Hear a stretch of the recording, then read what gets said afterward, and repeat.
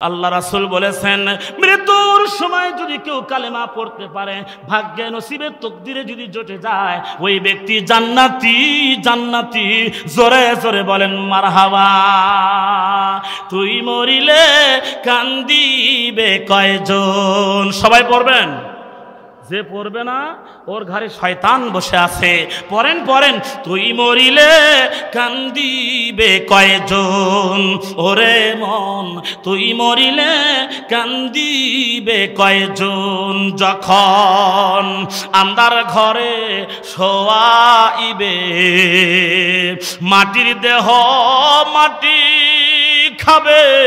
যখন আন্ধার ঘরে শোয়াইবে, মাটির দেহ মাটি খাবে।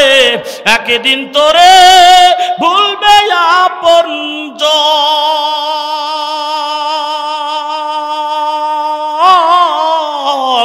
তুই মরিলে কান্দিবে কয়জন? ওরে মন, তুই মরিলে কান্দিবে কয়জন? ভাই বন্ধু আপন যারা দুই একদিন কান্দিবেন তারা, ভাই বন্ধু আপন যারা দুই একদিন কান্দিবেন তারা, এই দুনিয়ার কুলা হলে সবাই একদিন যাবে ভুলে। এই দুনিয়ার কুলা হলে সবাই একদিন যাবে ভুলে। ছিন্ন হবে মায়ারি বন্ধ।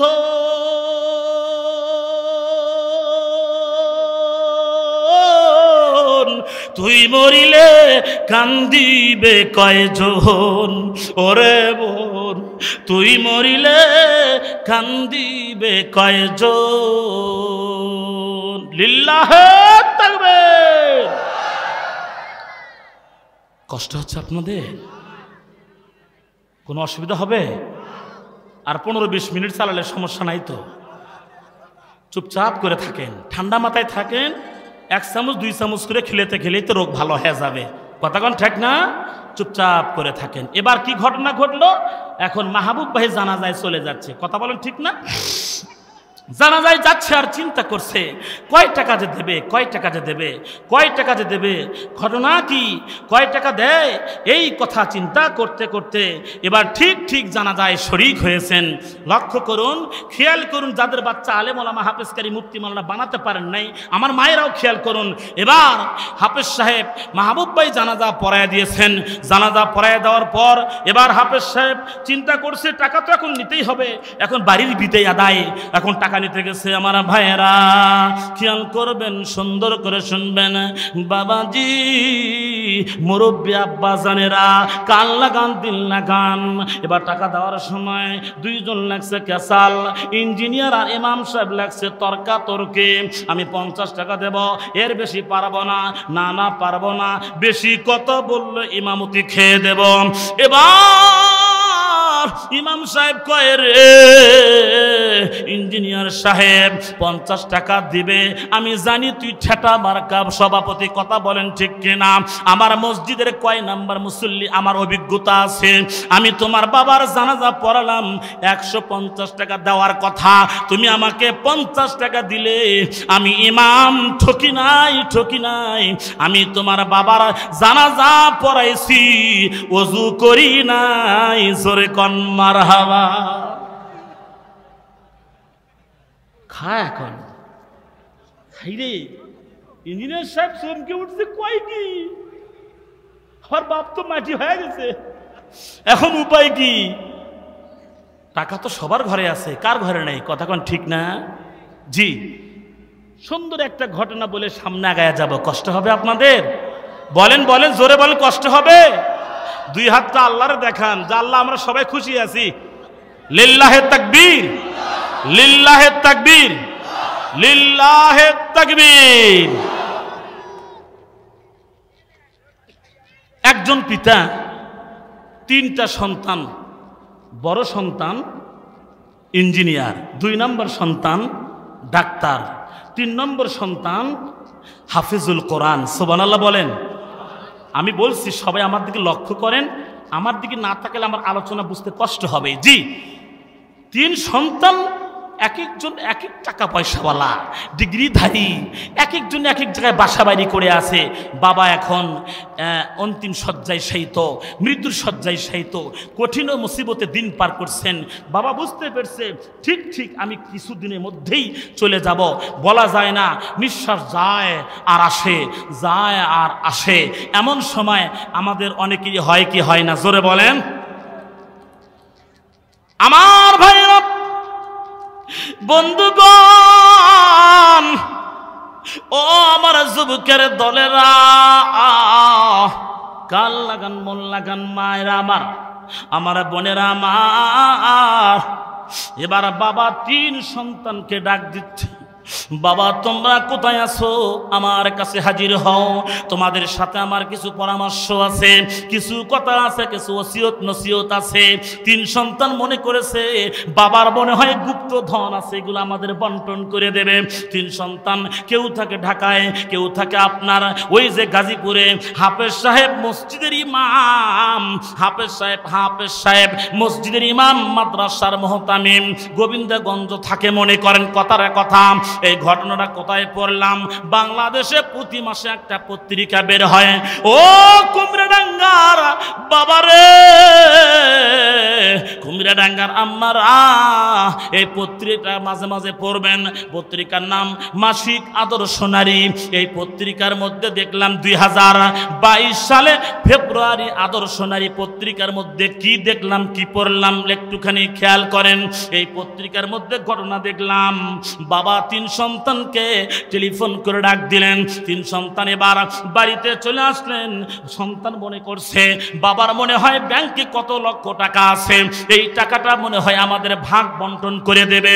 3 সন্তান সামনে এসে হাজির, গোল হয়ে বসে আছে।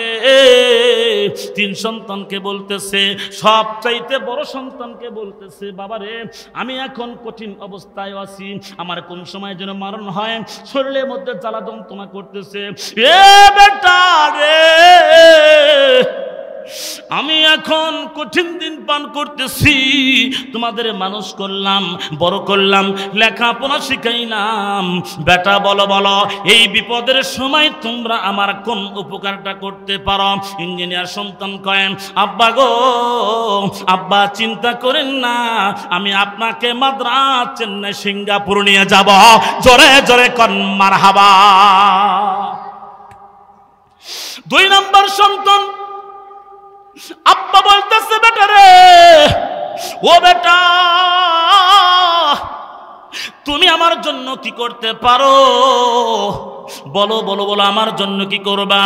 এবার 2 নম্বর সন্তান ডাক্তার বলতেছে, আব্বা গো, চিন্তা করেন না, চিন্তা করেন না, টেনশন করেন না, আমি ডাক্তার পিজি হাসপাতালে নিয়ে যাব, এপনে সেনায় নিয়ে যাব, এবার কেয়ার নিয়ে যাব, ঢাকা পপুলারে আপনাকে নিয়ে যাব। এবার বাবা চুপচাপ করে বসে আছে। এবার 3 নম্বর সন্তান, টুপিওয়ালা, দাড়িওয়ালা, পাঞ্জাবিওয়ালা, সন্তানের দিকে তাকায় দেখে সন্তান চোখের পানি ছেড়ে দিয়া কাঁদতেছে। সন্তানের চোখের পানি দেখা বাবার মনে অনেক কষ্ট জমা হয়েছে। বেটারে, আমি তোমাকে কোনোদিন কাঁদতে দেখি নাই, ছোট থেকে বড় করলাম, কোনোদিন তোমার চোখের পানি দেখি নাই, তোমারে আমি ঠকাইনি। বেটা বলো বলো, আজকে কঠিন বিপদের সময় তোমার চোখে কেন পানি? ভাইজান, ও আমার বাবাজিরা, আম্মা জানেরা, খালারা, মায়েরা, খেয়াল করেন, আজকে গল্পের দিন না, আজকে বয়ানটা শুনে নেন, ঘটনাটা কি ঘটে গেল। এবার হাফেজ সন্তানকে বলতেছে, বেটা কেঁদো না, কেঁদো না, বলো বলো বলো। হাফেজ সন্তান কয়, বাবা আমি এই জন্য আজকে কাঁদি, বাবা গ এই জন্য আজকে কান্না করতেছে। বাবা, আমার বড় ভাই ইঞ্জিনিয়ার, আপনাকে মাদ্রাজ নিয়ে যাবে, সিঙ্গাপুরে নিয়ে যাবে, নিউ ইয়র্কে নিয়ে যাবে, আমার বড় ভাই আপনাকে দেশের বিভিন্ন জায়গায় নিয়ে যাবে, বহিরাগত দেশে নিয়ে যাবে। আব্বা গো, আমি তো হাফেজ মানুষ, স্বল্প বেতনে চাকরি করি, কামাই করি। ও আব্বা গো, আমার তো ইনকাম কম, মসজিদে 10, মাদ্রাসায় দেয় আমাকে 15, অল্প বেতনে বর্তমান বাজারে আমি হালাল উপায়ে জীবন যাপন করে ও আব্বা গো আমি আপনাকে মাদ্রাজ নিয়ে যেতে পারবো না, এই জন্য চোখের পানি ছেড়ে দিয়ে আমি কান্না করতেছি। জোরে জোরে কন মারহাবা লিল্লাহে তাকবীর। কষ্ট হচ্ছে আপনাদের? ইমানদারি কথা কন, কষ্ট হচ্ছে নাকি? ওটা বসা করবেন না প্লিজ, সেট ডাউন। জি বসেন। ঘটনাটা কি ঘটে গেল? ইঞ্জিনিয়ার মাদ্রাজ নিয়ে যাবে, সিঙ্গাপুরে নিয়ে যাবে। এরা তো কলমের খোঁচায় অনেক টাকা কামাই করেছে, কথা বলেন ঠিক না? জোরে কন না কেন? আপনাদের ছেলেরা বুঝে হারাম ইনকাম করে, আওয়াজ কম কেন, বাড়িয়ে দেন, ঠিক না ভাই? ঠিক। এরাও শিক্ষিত, যারা MA পাস করে, ডিগ্রি পাস করে লক্ষ লক্ষ টাকা কলমের খোঁচায় কামাই করে, এরাও শিক্ষিত, কথা বলেন ঠিক না? যারা বাংলাদেশ থেকে টাকা বিদেশে পার করে, এরাও শিক্ষিত, কথা বলেন ঠিক কিনা? যারা বুয়েট বিশ্ববিদ্যালয়ের মতো আপনার বুয়েট বিশ্ববিদ্যালয়ে আবরারকে মেরে যারা হত্যা করলো, এরাও কিন্তু শিক্ষিত, কথা বলেন ঠিক কিনা?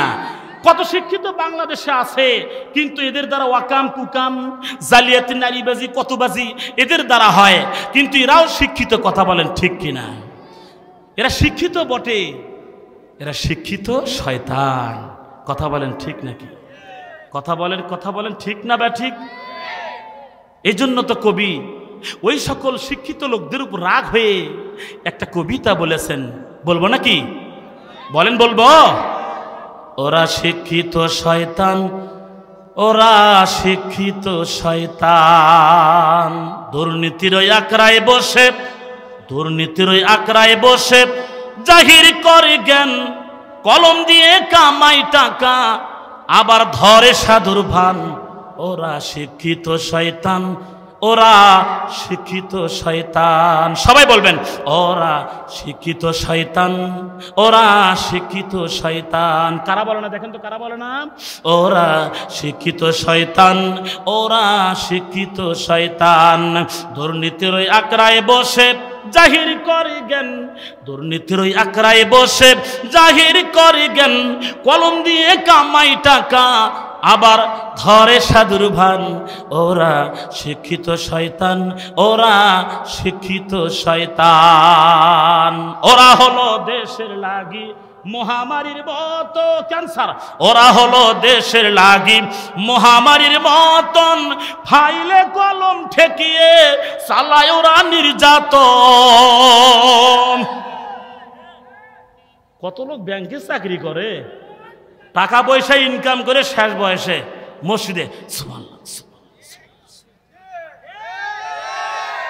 মসজিদে দেখবেন ওর কাতার, ওই যে মসজিদের কানিতে চেয়ার নিয়ে বসে মনে হচ্ছে আল্লাহর ফেরেশতা কেবল নামে আসলো। আল্লাহ বুঝি জানে না তো সম্পদে হারাম সম্পদ আছে? আল্লাহ কয় মরে দেখ, সারা জীবন টাকা অবৈধভাবে ইনকাম করে বাড়ি গাড়ি নারী বিল্ডিং করে শেষ করেছ, শেষ বয়সে তাসবিহ তাহলিল ইল্লাল্লাহ ইল্লাল্লাহ, মরে দেখ তোর বুকের বোতাম ছুটে দেব, কথা কোন ঠিক কিনা? চাপা সোজা করে দেবে। আল্লাহ ওই ইবাদত চায় না, কথা বলেন ঠিক না বাঠি?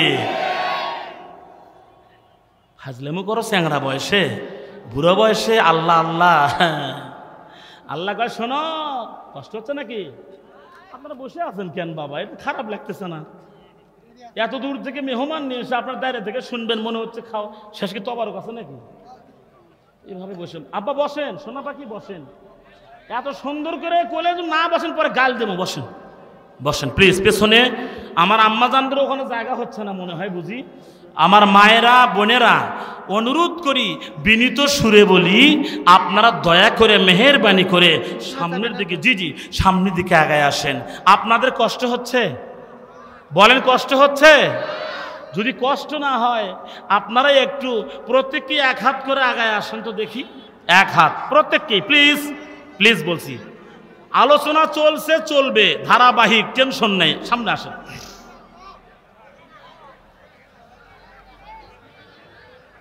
বসেন, হবে।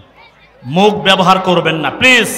চোখকে ফাঁকি দিয়ে গেলে আল্লাহ পাক তার ব্যবস্থা করবেন। কথা বলেন ঠিক না? বসেন বসেন বসেন বসেন প্লিজ বসেন। মুখ ব্যবহার না করি, কথা না বলি, ভদ্র চিত্তে নিজ নিজ দায়িত্বে বসে পড়ুন। আলোচনা চলছে, চলবে ইনশাল্লাহ। Please sit down, please sit down.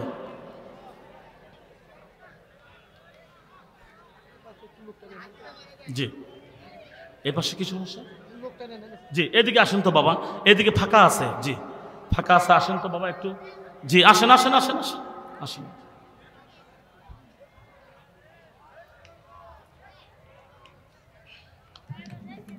জি, আলহামদুলিল্লাহ।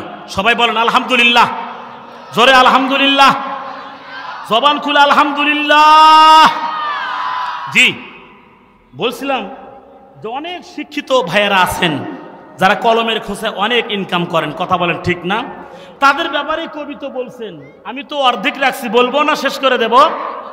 তাহলে একটু বসেন বসেন বসেন। ওরা শিক্ষিত শয়তান, ওরা শিক্ষিত শয়তান। সবাই জবান করেন, ওরা শিক্ষিত শয়তান, ওরা শিক্ষিত শয়তান। দুর্নীতির ওই আকড়ায় বসে, দুর্নীতির ওই আকড়ায় বসে জাহির করে জ্ঞান, কলম দিয়ে কামাই টাকা, আবার ধরে সাধুর ভান। মানে সুবহানাল্লাহ সুবহানাল্লাহ, কথা বুঝছেন না বোঝেননি? কলম দিয়ে কামাই টাকা, আবার ধরে সাধুর ভান। ওরা শিক্ষিত শয়তান, ওরা শিক্ষিত শয়তান। ওরা হলো দেশের লাগি মহামারীর মতন, ফাইলে কলম ঠেকিয়ে চালায় ওরা নির্যাতন। ওরা হলো দেশের লাগি মহামারীর মতন, ফাইলে কলম ঠেকিয়ে চালায় ওরা নির্যাতন। কথা বলেন ঠিক কিনা? ঘুষের টাকায় ওদের ভুরি, ঘুষের টাকায় ওদের ভুরি, করে যে টান টান। ওরা শিক্ষিত শয়তান, ওরা এক নম্বর শয়তান। ওরা শিক্ষিত শয়তান, ওরা খাঁটি শয়তান। আমার ভাইরা একটুখানি গভীর মনোযোগ দিয়ে শুনবেন, সময় হাতে নাই রে, কোনটা বলি কোনটা ছাড়ি। তবে একটুখানি আমি গোছায়া নিচ্ছি, সামনের দিকে আগায়া যাব। একটুখানি খেয়াল করুন, বলতেছিলাম এবার 2 নম্বর সন্তান। ডাক্তার বলতেছে, আব্বা গো আপনাকে আমি এই দেশের বড় বড় হাসপাতালে নিয়ে যাব। 3 নম্বর সন্তান টুপিওয়ালা, দাড়িওয়ালা, পাঞ্জাবিওয়ালার দিকে তাকায় দেখে ছোট্ট মাসুম বাচ্চা হাফেজ সন্তান, আহারে চোখ দিয়ে পানি ছেড়ে ছেড়ে কান্না করতেছে। বাবাজি,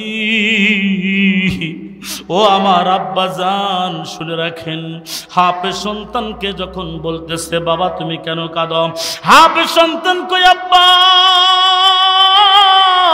আব্বা গো আমি এজন্য কাঁদি, কঠিন বিপদের সময় আব্বা আপনাকে আমি মাদ্রাস নিতে পারবো না, আমি মাদ্রাসা মসজিদের ইমামতি করি।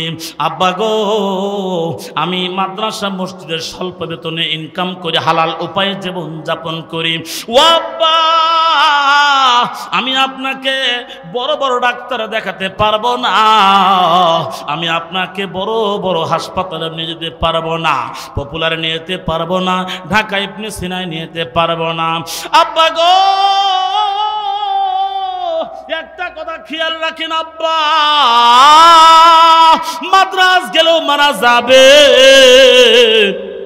ও আব্বা নিউ ইয়র্কে গেলেও মারা যাবেন। কথা বলেন ঠিক কিনা? আব্বা গো আপনি যদি চেন্নাই যান, মাদ্রাজ যান, মারা যাবেন। ঢাকা ইবনে সিনায় গেলে মারা যাবেন, পপুলারে গেলেও আপনি মারা যাবেন। ও আব্বা, আপনি যদি পিজি হাসপাতালে ভর্তি হন, আপনি মারা যাবেন, ইন্তেকাল করবেন।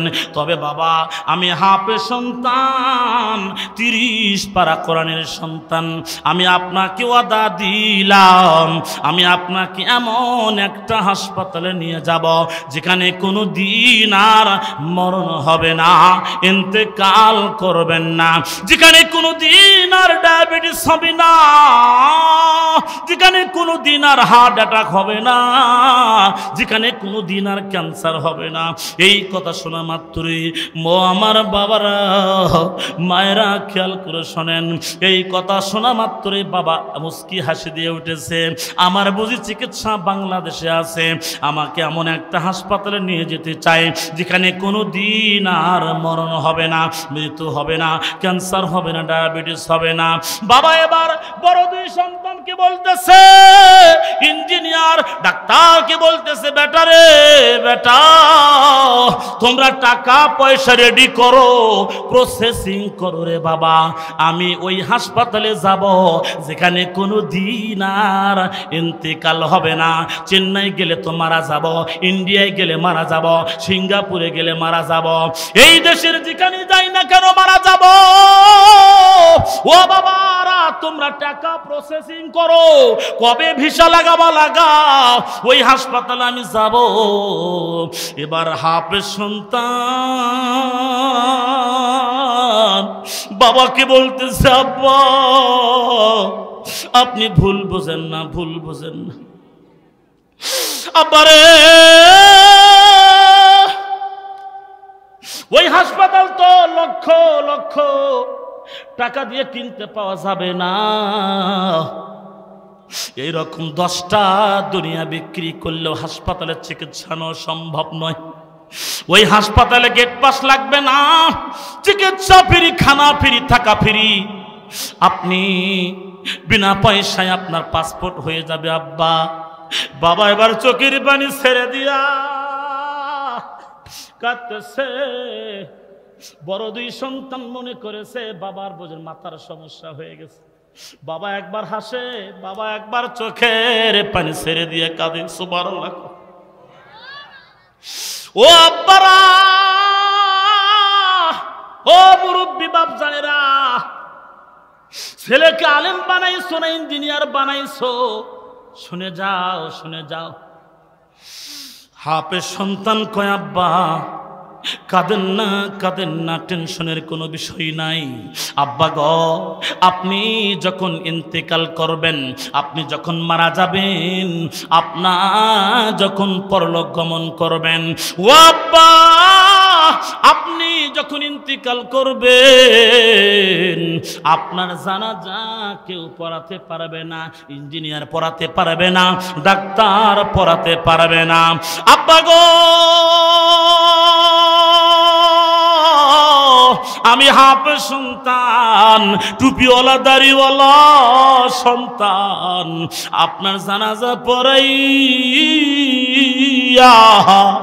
আমি আল্লাহর জান্নাত নামক হাসপাতালে নিয়ে যাব।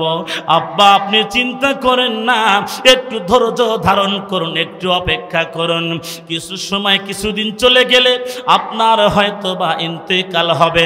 আপনি চিন্তা করেন না, মৃত্যুর পরে আপনার জন্য জান্নাত অপেক্ষা করছে।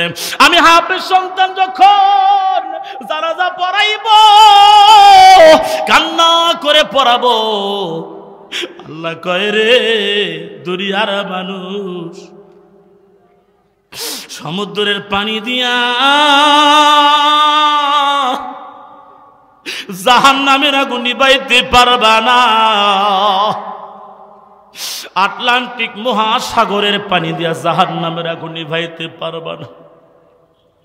আল্লাহ দয়া করে ডাক দিয়ে কয়, বান্দারা, ও বান্দিরা, তোমার জানাজায় যখন নেক সন্তান, হাফেজ সন্তান, এই উদুরের সন্তান, রক্তের সন্তান, যখন জানাজা পড়ায়, এক ফোঁটা চোখের পানি যখন জমিনের মধ্যে ছেড়ে দেয়, আল্লাহ পাক আসমানি ফেরেশতাদেরকে ডাক দিয়ে কয়ে, ফেরেশতারা দেখ দেখ রে, তাকায়া দেখ, মাটির মানুষের চোখের পানি আমি সহ্য করতে পারি না।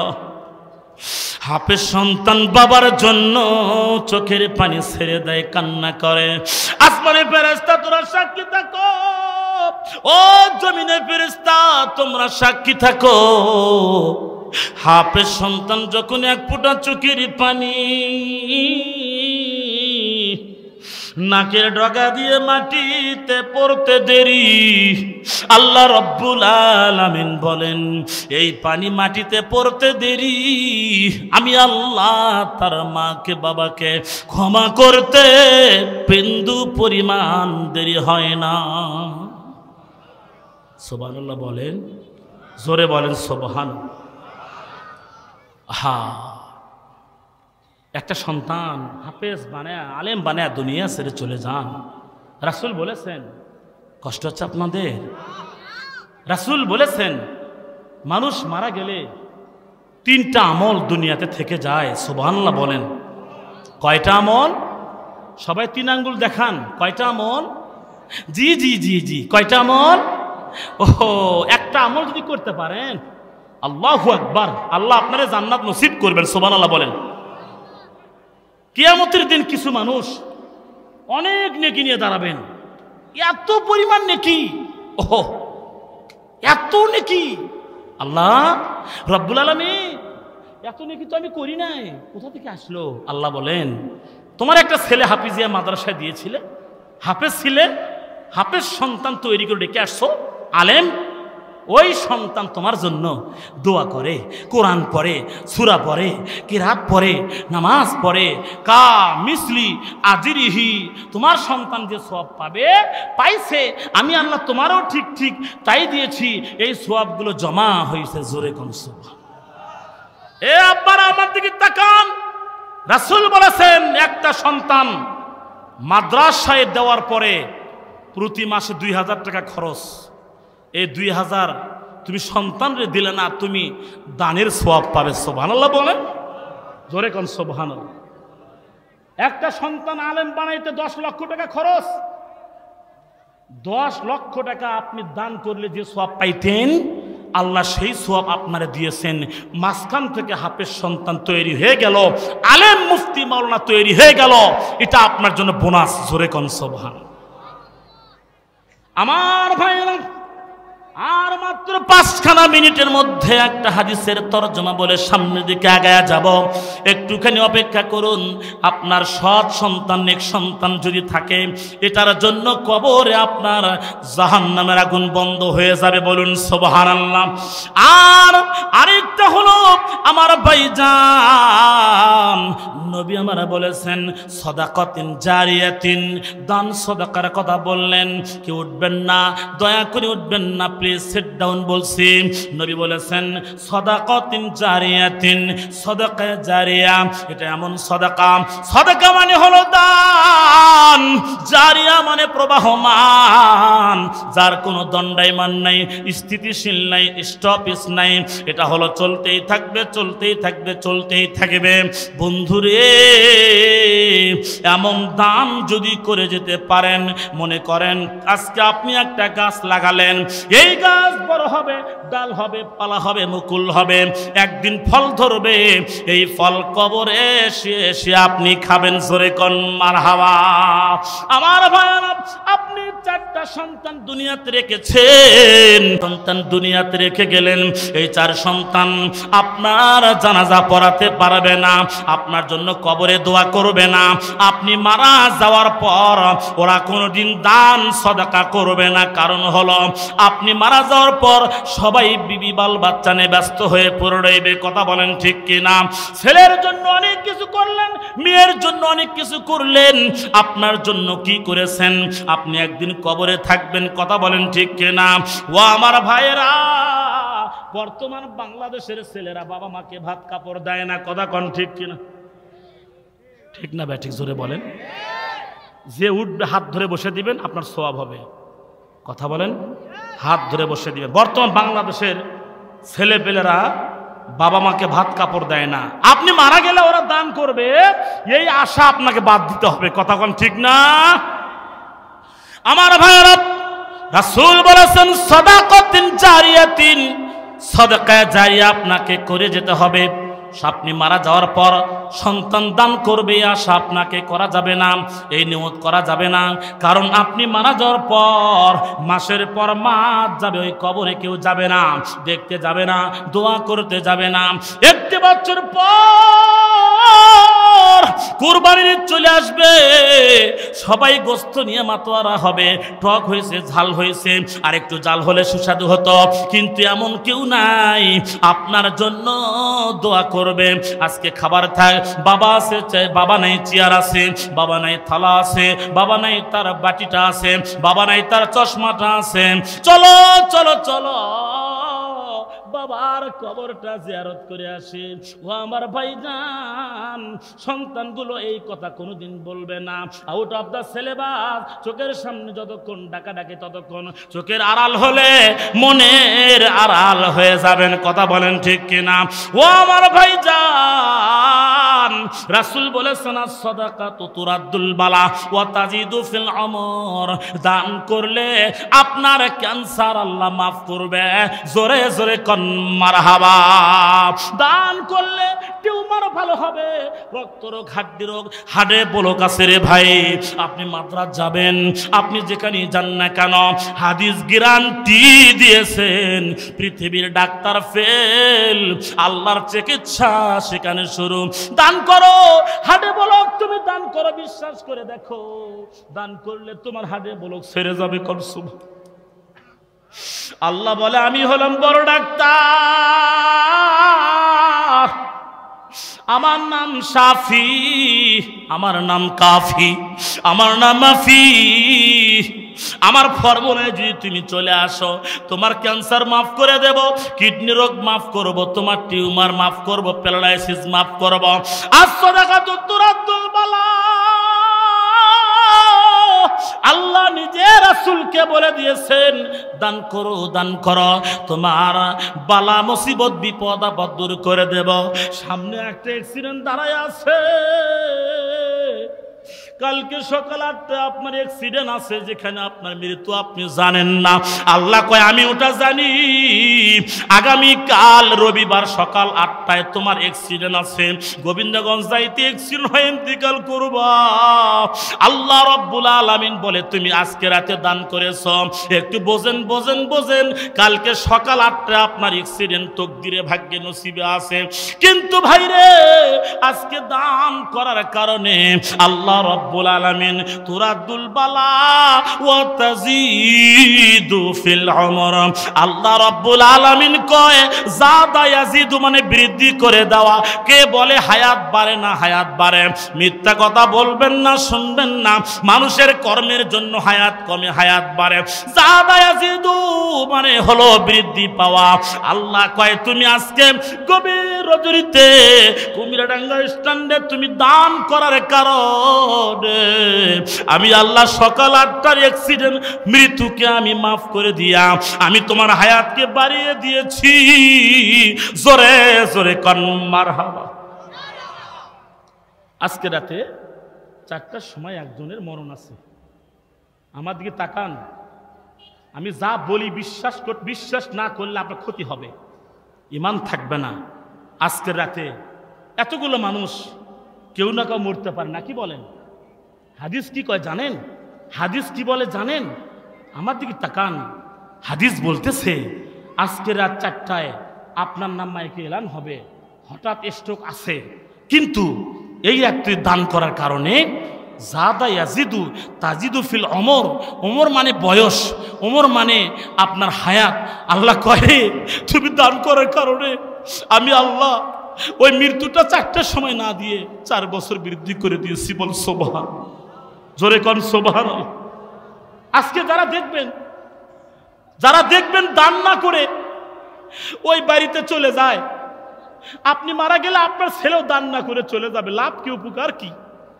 আজকে দেখবেন যারা দান না করে চলে যাচ্ছে, ওর বাপও তাই করছে, ওর দাদাও তাই করছে, ঠিক উইও আজকে তাই করলো। কথা কোন ঠিক কিনা? জি, মসজিদ উন্নয়ন কল্পে মাহফিল, বাজার জামে মসজিদ উন্নয়ন কল্পে মাহফিল। কি সুন্দর পরিবেশ! মসজিদ যদি সুন্দর হয়, মানুষ মসজিদে সালাত পড়বে, বাড়িতে যেতে চাবে না। ঘরের বইয়ের থেকে যদি বাহিরের বই সুন্দর হয়, ওই পুরুষ ঘরে থাকতে চায় না। কথা বলেন ঠিক কিনা? এই জন্য মসজিদ সুন্দর করতে হবে। আপনারা যারা আছেন মসজিদের জন্য কেউ যাবেন না, বাবার জন্য, মার জন্য, ছেলের জন্য, মেয়ের জন্য, মৃত্যু থেকে বাঁচার জন্য, জটিল কঠিন রোগ থেকে মুক্তির জন্য। কোরআনুল কারীমের মধ্যে 114খানা সূরা আছে। জোরে বলেন কয়খানা সূরা? সবাইকে জবান খুলতে হবে, কতখানা সূরা? এবার দেখবেন কে কে ওঠে, কে কে যায়, সেটা কিন্তু ওই বংশের ওই পরিবারের লোক। কথা বলেন ঠিক না বা ঠিক?